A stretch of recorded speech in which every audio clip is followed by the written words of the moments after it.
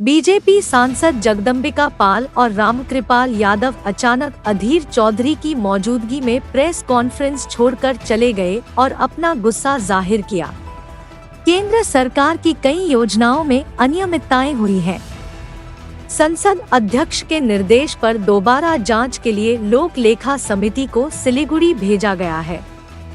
समिति के सदस्य और भाजपा सांसद जगदम्बिका पाल और रामकृपाल यादव ने जांच पूरी होने से पहले स्पीकर को रिपोर्ट दिए बिना संवाददाता सम्मेलन आयोजित करने के लिए समिति के अध्यक्ष अधीर चौधरी की भूमिका पर गुस्सा व्यक्त किया।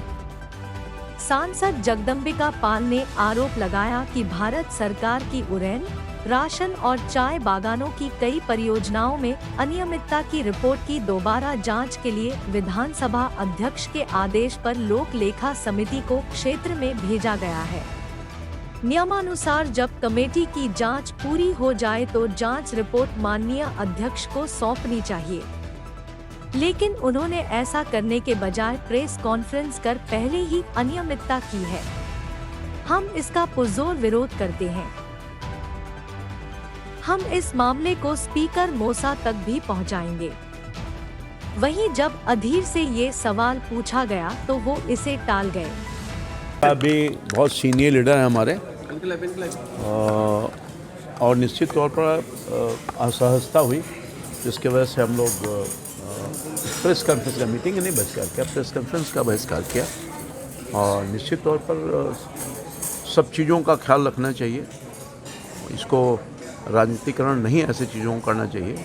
और पार्लियामेंट की जो ये कमेटी होती है, लोक लेखा समिति बहुत ही इंपॉर्टेंट कमेटी है, 100 साल पुरानी कमेटी है और संवैधानिक कमेटी है, तो इसकी अपनी गरिमा होती है।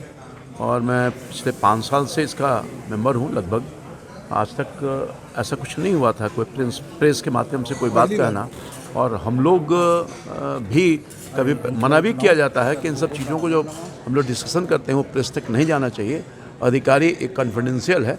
तो मैं समझता हूँ कि ऐसा अगर हुआ है तो निश्चित तौर पर दुर्भाग्यपूर्ण विषय है ये और चिंता का विषय है। तो कुर्सी का गलत इस्तेमाल ये आरोप उठाना, आप जो समझ लीजिए। आप क्या कहना चाहिए सर, आप बता दीजिए। हम लोग आप जो समझ लीजिए। हमारे माननीय सीनियर लीडर ने आपको सारी बात को कह दिया। तो निश्चित तौर पर ये सब एक गरिमा होती है, उस गरिमा का सबको पालन करना चाहिए, चाहे कहीं वो।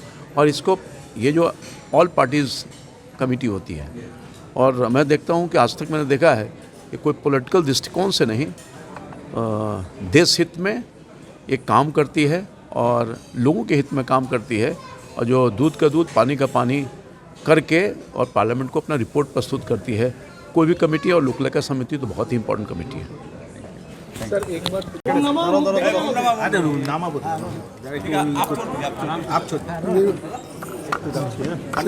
चेहरा ही ढक गया था।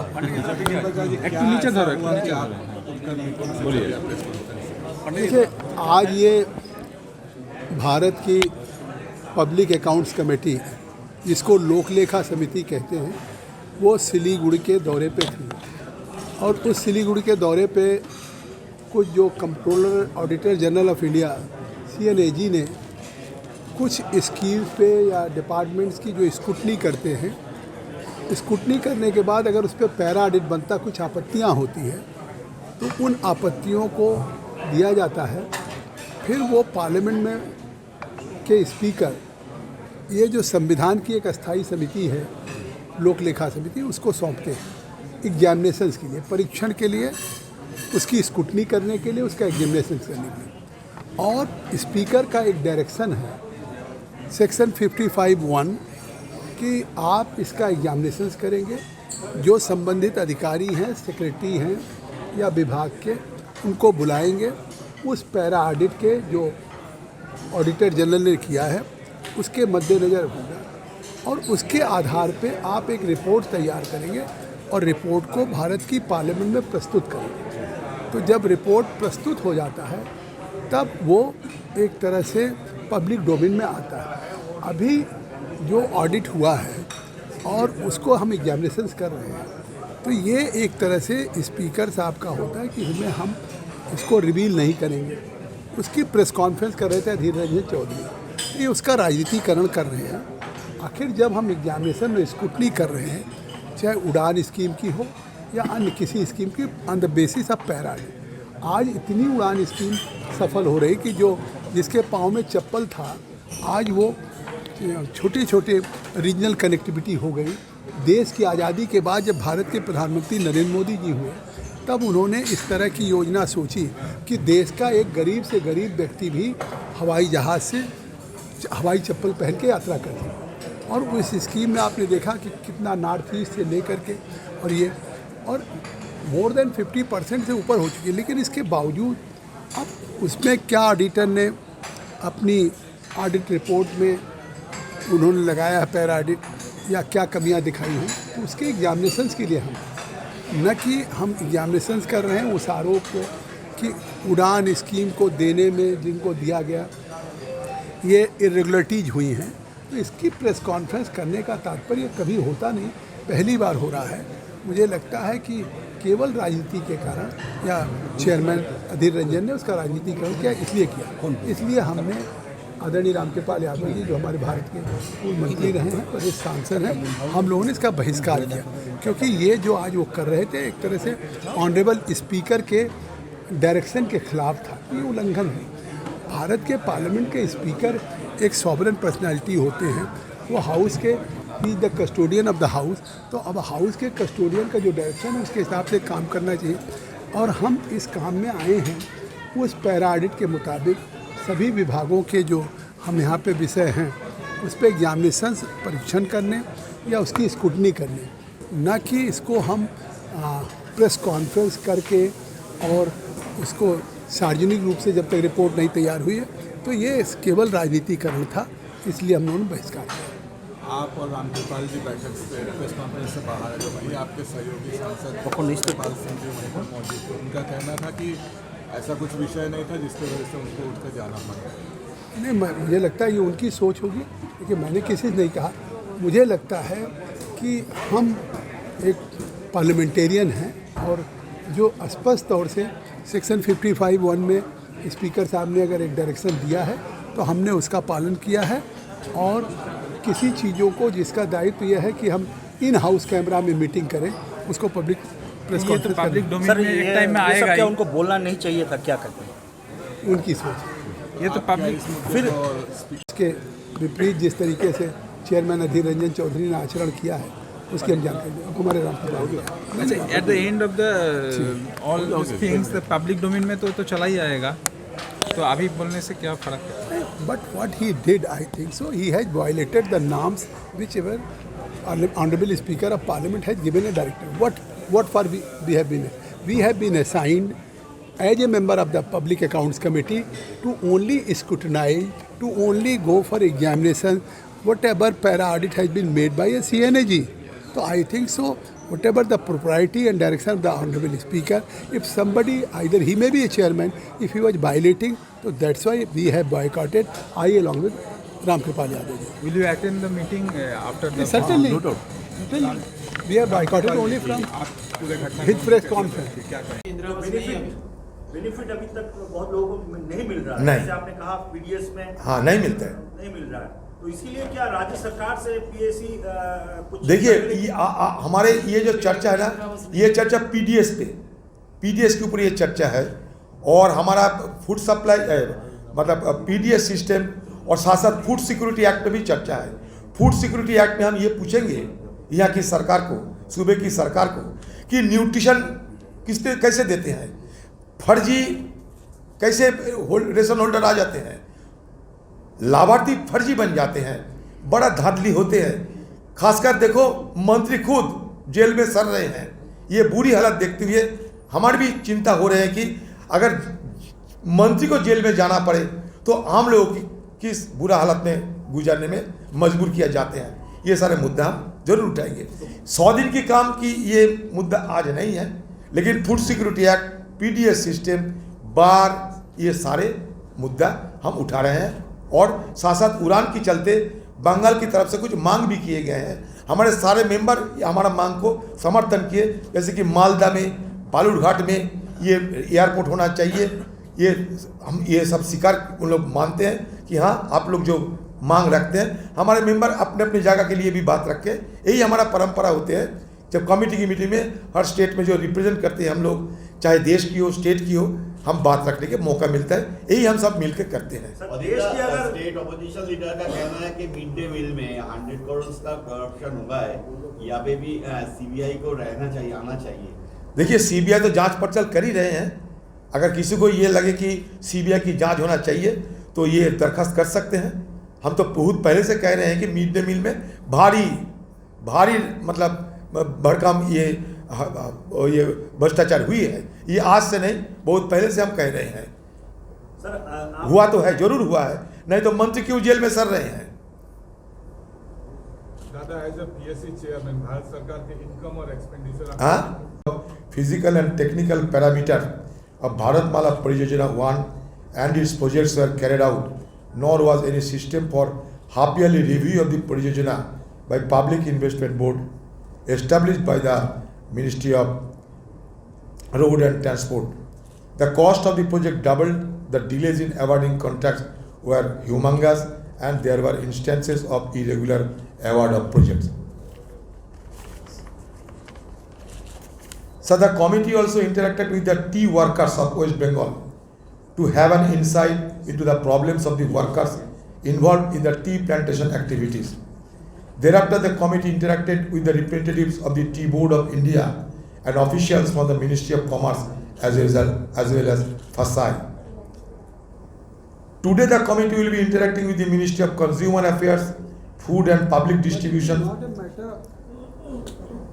I think it will be not a matter. Huh? Whatever audit has made something, I think so it is matter of. Yes, we can. Only PSC has to discuss all these. FCI and Central Management Corporation and others on the subject, preparedness of implementation of National Food Security Act 2013. I think so you could. With representatives of the Ministry of Petroleum and Natural Gas, Ministry of Power and the Oil, EIL, Bamar and Lorry Company Limited, and NEPCO, THDC, DBC, SGVN on measures underway for transition in the energy sector, which is very contemporary subject and needs attention of the government, and with the representatives of the UIDAI on the subject functioning of unique identification of India. The committee will also be discussing the subject schemes for flood control and flood forecasting with the representative of the Ministry of Jal Shakti and other stakeholders, along with departments of government of West Bengal. So these are the issues. All of us are participating to interact the concerned officials and to strengthen the entire, infrastructure relating to it. This is our issue. This is our subject matter that we are discussing in an informal manner in this meeting. देखिए, वो मुद्दा नहीं है अभी। जो बात पे, जो चीज़ों पे हम यहाँ चर्चा करते हैं, वो चीज़ आपको सुना दिया, वो अलग मुद्दा है, फिनांस की मुद्दा। पीडीएस सिस्टम जो नजर में आया आप लोगों को, ओ बिल्कुल उठाएंगे ना, वो थोड़ा कुछ आप लोग को अभी तक जो नजर में आया कुछ उठाएंगे सारे। हो सर, जैसे जो लाभार्थी होना चाहिए वो लाभार्थी नहीं हो पा रहे हैं। फर्जी दुकान, रेशन दुकान भी है, फर्जी रेशन कार्ड भी है, बहुत भारी भरकम धांधली हो रहे हैं। ये सबका आपको पता है, वो मुद्दा जरूर उठाऊंगा। ठीक है सर, गवर्नमेंट स्कीम्स बस, और नहीं, हो गया, और इधर दो एमपी हो गया, हमारा मीटिंग शुरू होगा। दो एमपी बॉयकॉट भी है, two MPs from BJP, they are boycotting this press conference. So they might have been some misinterpretation. देखिए, बोलो, ये भी बीजेपी के एमपी है। मैं भी बीजेपी का हूँ, मेरे कलीग जो यहाँ पर बैठे हैं वो भी बीजेपी से हैं। हाँ, माइक गड़बड़ है? नहीं सर, अपना वाला माइक। हम लोगों का जो है वो ठीक है।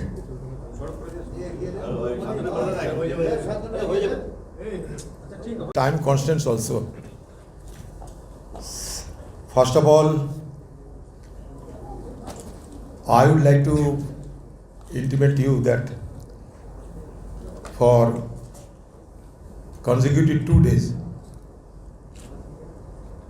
we are having an informal discussions with number of concerned ministry along with their departments in order to strengthen the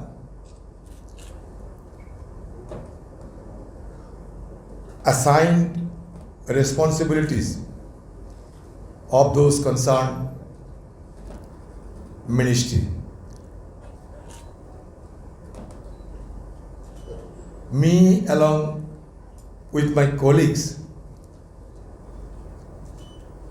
here, have been engaged in having the informal discussions under the template of a study visit of the Public Accounts Committee. And already we have discussed at length with those ministry, and it will be continuing today also in Siliguri, and further it will be extended to Kolkata also. I thought it prudent to at least flag your attention and to acquaint you with the issues that are selected for the discussions. So number one, the committee is seized of some important issues raised by CNAG, Controller and Auditor General, in their report, which were taken up by the committee yesterday on 24th November 2023. The committee had noted that audit has pointed out certain glaring irregularities and therefore felt the need to undertake a thorough examination of important audit reports on schemes of Government of India, namely Regional Connectivity Scheme of UDAN and implementation of Bharat Mala Pariyojana Phase 1. It is surprising to find that more than 50% of the awarded routes under the UDAN scheme would not even commence operation, and only 30% completed the full concession period of 3 years. Audit has pointed out that in spite of CCEA direction, Bengal में T worker की हाल बहुत बुरा है। कल हम बंगाल के tea garden से यहाँ के जो लेबर है, चाहे वो महिला और पुरुष हो, सबको बुलाए गए थे, और इन सबको बात रखने का चलते इनकी बुरी हालत को देखते हुए किसी को खाना नहीं मिलते, किसी को घर नहीं मिलते, किसी को राशन नहीं मिलते, इलाज नहीं मिलते, दवाई नहीं मिलते। ये सारे चीज़ को मद्देनज़र ये चीज़ को सुधारने के लिए हम टी बोर्ड को और उनके ऑफिशियल्स को कमेटी की तरफ से गुहार लगाए गए हैं। उनको भी मानना है कि हाँ, देखिए बंगाल में टी गार्डन की जो वर्कर, उनके ये 250 रुपये से ज़्यादा नहीं मिलते रोजाना रोजगार। और आप चौंक जाओगे कि साउथ इंडिया में जैसे कि तमिलनाडु हो, केरल हो, 400, 500, 600 रुपया मिलते हैं। तो टी बोर्ड के ऑफिशियल की ये तर्क था कि बंगाल की सरकार अगर मिनिमम वेज ना बढ़ाए तो हमें कुछ करने का अवसर नहीं मिलेगा। इसलिए बंगाल की जो टी गार्डन्स और टी गार्डन की चलते यहाँ का जो टी वर्कर, इनकी बारे में हम लोग काफ़ी चिंता यहाँ प्रकट किए थे। और इसके साथ साथ हमारी तरफ से ये भी बहुत सारे सलाह भी दिए गए थे कि क्या करना है या नहीं। बंगाल में 16 से 17 ऐसा टी गार्डन बंद पड़े हुए हैं। सूबे की सरकार कहते हैं कि आप लोगों को हम घर देंगे, लेकिन जब घर देते हैं 3 डेसिमल ज़मीन देते हैं तो लेबर यहाँ आके कहते हैं कि ये छोटी सी इस ज़मीन में 3 डेसिमल ज़मीन में हम घर कैसे बनाएंगे, आशियाना कैसे बनाएंगे। सूबे की सरकार भरोसा देते हैं कि सारे बंद पड़े टी बगीचे को खुला जाएगी, इसको सारे कामकाज मिलेगा, लेकिन यहाँ के बड़े लेबर सारे परेशान हैं क्योंकि कुछ नहीं मिलते इन लोगों को। इनको गरीबी देखकर, इनको बुरा हालात देखकर हम सब अपना तरफ से जो हमारा सलाह था सारे इनको हमने दिए हैं। सुधारने के लिए बहुत सारे हम रिकमेंडेशन भी किए हैं।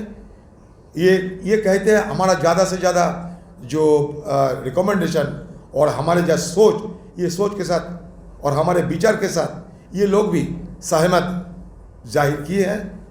हम उम्मीद है कि अगले तारीख में, अगले दिन में इसमें सुधार आएंगे। इसके साथ साथ नॉर्थ बंगाल में आप जानते हैं बाढ़ की चलते त्राही त्राही मचे हुए हैं। सारे बंगाल में बाढ़ की हालत बहुत बुरा है। इस विषय पे हम चर्चा करने के लिए यहाँ आए हैं। इसके साथ साथ बंगाल में आप जानते हैं पीडीएस के लिए पब्लिक डिस्ट्रीब्यूशन सिस्टम में काफ़ी सारे धांधली और भ्रष्टाचार की इल्ज़ाम लग रहे हैं। तो इस मुद्दे को भी हम उठाएंगे और जानने की कोशिश करेंगे। इसलिए बंगाल की सरकार और साथ साथ दिल्ली की जो हमारे एफसीआई है उनके सारे ऑफिसर को हम यहाँ बुलाया। मतलब आम लोगों की जहाँ जहाँ परेशानियाँ हमारी निगाहों में आते हैं, पीएसी उनको मदद करने के लिए हर संभव प्रयास करते हैं। दोषारोप करने के लिए नहीं, बल्कि आपस में चर्चा करते दौरान इसमें और कैसे सुधारा जाए, इसको कैसे और बल दिया जाए, यही हमारा मकसद बनते हैं। सर, जैसे राज्य में 100 डेज का काम से लेके देखिए, आपका दौर का जो 2 एमपी यहाँ से सहयोग ढूंढने उसका बारे में नहीं मुझको मालूम नहीं, मुझे लगता है कि एक इशू ये हो सकता है, हमारा पीएससी का जो मैंडेट है कि कंट्रोलर ऑडिटर जनरल के जो ऑडिट पैरा आते हैं उसके बारे में हम लोग कंसर्न मिनिस्ट्री से डिपार्टमेंट से हम लोग डिस्कस करते हैं। हमारा काम जो है इस सरकार की कमी निकालना ऐसा नहीं है, लेकिन डिपार्टमेंट को हम इम्प्रूव उसका सुधार कैसे लाया जाए, इस देश की जनता को ज़्यादा से ज़्यादा उनको कैसे जो है बेनिफिट दिया जाए, उनका कैसे वेलफेयर जो है इंश्योर किया जाए, उसके लिए हमारा पीएससी का एक मैंडेट है। जैसे हमारे चेयरमैन साहब ने 2 बातें कही, उड़ान की हम लोगों ने डिस्कस किया, कैसे जो है उड़े देश का आम आदमी। ये जो हमारी योजना आई देश के यशस्वी प्रधानमंत्री मोदी जी ने उसको शुरू किया। ये हो सकता है उसमें कुछ जगह जो है हमारे जैसे बता रहे थे, कुछ जगह हमारे जो रूट थे वो नहीं हो पाए कुछ, लेकिन देश के अंदर जिस प्रकार से सुधार हुआ है, लगभग 70% से ज़्यादा हम जो पहले अनकनेक्टेड जो रूट थे उनको जोड़ा गया है। जिस प्रकार से आम आदमी कम से कम खर्चे में जो है उड़ान भर सकता है, हवाई जहाज से यात्रा कर सकता है, चप्पल पहन के हवाई यात्रा कर सकता है, उसमें बहुत बड़ी सफलता मिली है। ऐसे भारतमाला की जो परियोजना है, पहली बार इस देश के अंदर जब से मोदी जी प्रधानमंत्री बने हैं तब से देश के अंदर जो राष्ट्रीय महामार्ग नेशनल हाईवेज बने हैं उन्होंने पुराना सारे रिकॉर्ड तोड़ दिए हैं। इसी प्रकार से जो है हमारा राशन की बातें आप कर रहे थे कि गलत लोगों को ले जाएं, जब से हमारा ये जिसको बोलते हैं यूआईडी पर हमारा आया है, जिसको हम बोलते हैं ये आधार कार्ड आया है, इस आधार कार्ड से बीच के जो बिचौलिए थे, ये जो डुप्लीकेट थे या जो दूसरे बीच में गड़बड़ करते थे, फर्जी थे, कुछ लोग मर गए थे, धीरे धीरे करके मुझे लगता है कि मोर देन 90% ये सब खत्म हो गया। मुझे लगता है बहुत 1-8% कहीं बचा होगा, अदरवाइज सारा खत्म हो गया। सब्सिडी लोग गलत लेते थे। तो जो टेक्नोलॉजी का यूज कर रही है सरकार, आज भारत सरकार जो यूज कर रही है, उससे काफ़ी भ्रष्टाचार जो है वो देश का वो खत्म हो रहा है। जो फर्जी लोग थे वो धीरे धीरे वो खत्म हो रहे हैं और देश एक सही दिशा में आगे में जो है बढ़ रहा है। उसी को आगे बढ़ाने के लिए हमारा पीएससी का मैंडेट है कि जहां हमको लगता है सीएनएजी को जो लगता है कि कहीं उसमें हमारे मिनिस्ट्रीज भी वो भी बड़े पॉजिटिव माइंड से यहाँ पर लोग आते हैं, जो ऑफिसर्स आ रहे हैं बहुत पॉजिटिव माइंड से आते हैं, जो बातें हमारी कमेटी के लोग रखते हैं उसको लेकर के हमको एश्योरेंस देकर जाते हैं कि हम आगे उसको सुधार करें। सीएनएजी जो पॉइंट निकालती है उसको भी वो मानते हैं काफ़ी और उसको आगे करके उसको सुधार करते हैं। सिंह साहब, ये आपका मतलब आपका क्या कहना है, जो बंगाल में जो गवर्नमेंट स्कीम्स का जो उपयोग हो रहा है वो क्या सही तरह से इम्प्लीमेंटेड हो? भाई 11 बजे से हमारा मीटिंग है, इतने सारे सवाल के जवाब नहीं होता है। देखिए बंगाल में तो अभी चेयरमैन साहब ने आपको बताया है, लेकिन बंगाल के अंदर ये बात सही है कि बहुत सी स्कीम जो है वो ठीक से नहीं चल रही है, बिल्कुल सबको ये बात मालूम है। मैं भी कई बार जो बंगाल में आया हूँ, बंगाल में जिस प्रकार से कानून व्यवस्था होनी चाहिए वो नहीं है, यहाँ पर बहुत कुछ सुधार होने की जरूरत है। आपके 2 ये लास्ट क्वेश्चन और नहीं होगा, last question. Politically using this meeting at a press conference, उनका कहना है कि ये यहाँ पे कहना नहीं चाहिए था, वो मिसयूज कर रहे हैं पावर को एज अ चेयर। क्या आपको भी लगता है? Thank you. चलो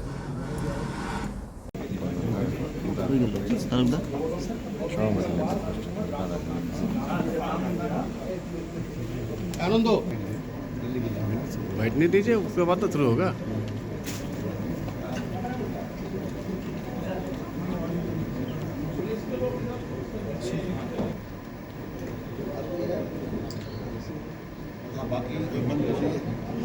बंद कर दूंगा, करना पड़ता है। अरे